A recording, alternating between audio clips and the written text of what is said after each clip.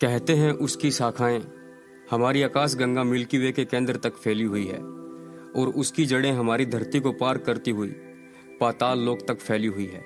वह पूरे ब्रह्मांड का प्रतिनिधित्व करता है। हेलो दोस्तों, स्वागत है आपका आपके और हमारे यूट्यूब चैनल सानवी वर्ल्ड में।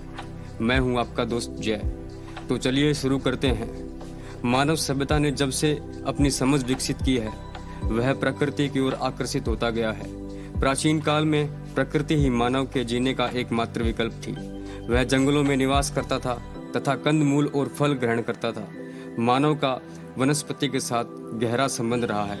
आज के इस वीडियो में हम चर्चा करने वाले हैं पौराणिक कथाओं में दर्शाए गए उन पवित्र पेड़ों की जिनका अस्तित्व लगभग समाप्त हो चुका है। दोस्तों, सभी धर्मों ने अपनी पौराणिक कथाओं में पेड़ों को विशेष स्थान दिया है। उन्होंने पेड़ों को देवता और ईश्वर तुल्य बताया है।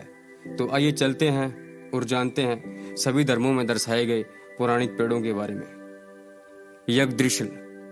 दोस्तों, यगद्रिशल को सबसे पुराना पेड़ माना गया है।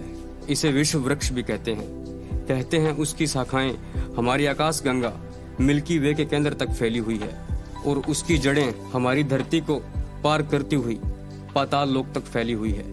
वह पूरे ब्रह्मांड का राजा है। दुनिया के लगभग धर्मों में इस प्रकार के एक विशाल वृक्ष का वर्णन किया गया है।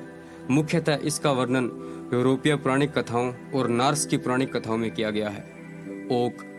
ओक के वृक्ष को आत्माओं और अप्सराओं का निवास स्थान कहा गया है। प्राचीन काल में पर्शिया के लोगों का यह विश्वास था कि ओक में देवता निवास करते हैं, जिन्हें वो हमादृढ़ कहा करते थे। उनका यह विश्वास था कि यदि वह पेड़ों को नुकसान पहुंचाएंगे तो उन्हें देवता द्वारा दंडित किया जाएगा।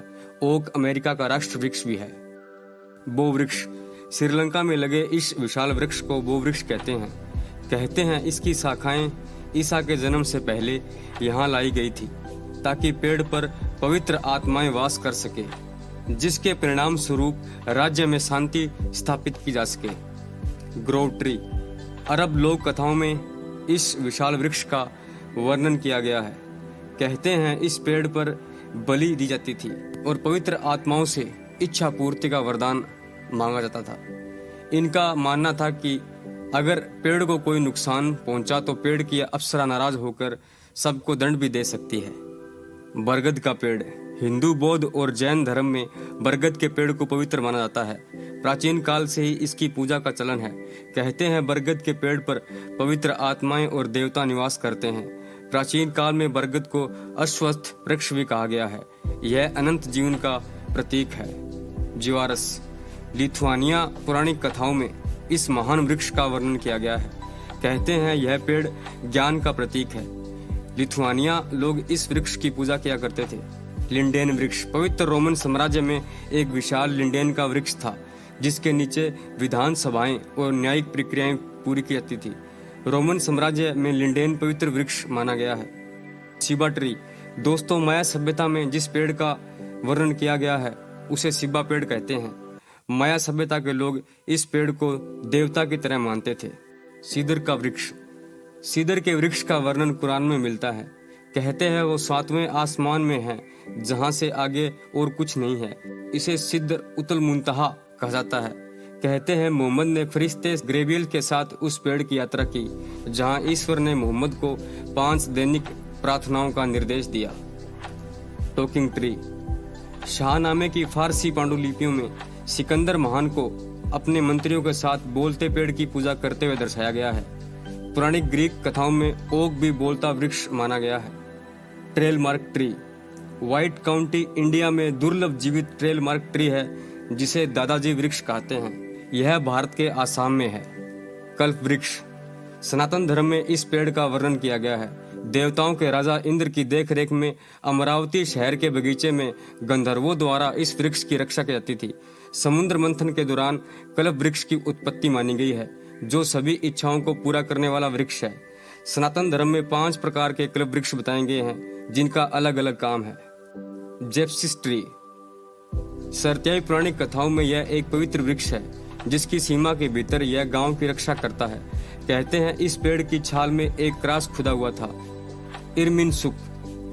जर्मनिक पौराणिक कथाओं में इस विशाल वृक्ष का वर्णन किया गया है। कहते हैं युद्ध के दौरान सम्राट शारलेमेन द्वारा इस पेड़ को नष्ट कर दिया गया था। बाद में 1783 में इसी पेड़ पर एक चर्च भी बनाया गया था। बार्न स्टोकर। नॉर्स पुरानी कथाओं में किंग बोलसूंगा के महल के केंद्र में एक विशाल वृक्ष था जिसे वारन स्टोकर कहा गया है। नारीफोन। बौद्ध पुरानी कथाओं में एक पेड़ है जो युवा महिला प्राणियों के आकार में फल देता है। यह पेड़ हिमाफान में उगता है। तो दोस्तों, यह थे वो विशाल वृक्ष जिनका वर्णन सभी पुरानी कथाओं और धर्मों में किया गया है। तुलसी को भी पवित्र पौधा माना जाता है। पुरानी कथाओं के अनुसार भगवान पुलिया डेवल यमन इमली के पेड़ के तमिल देवता है। इसी प्रकार कदम्बर यमन कदम के पेड़ के देवता है। भारत में लगभग पेड़ किसी न किसी पुरानी कथा को समेटे हुए हैं। दोस्तों, वर्तमान में wish tree, Christmas tree, new year tree का प्रचलन बढ़ रहा है जो मानव द्वारा निर्मित पेड़ होते हैं। तो दोस्तों, ये था हमारा आज का वीडियो। अगर आपने हमारा पार्ट 1 नहीं देखा तो मैं डिस्क्रिप्शन में उसका लिंक डाल दूंगा, आप उसको भी जरूर देखना। दोस्तों, वनस्पति ही हमारी सबसे बड़ी संपदा है। तो मैं आशा करता हूँ कि आप वनस्पति के प्रति संवेदनशील होंगे और अधिक से अधिक पेड़ लगाने की कोशिश करेंगे। अगर यह वीडियो आपको अच्छा लगा तो इसे लाइक और शेयर जरूर करें दोस्तों। धन्यवाद।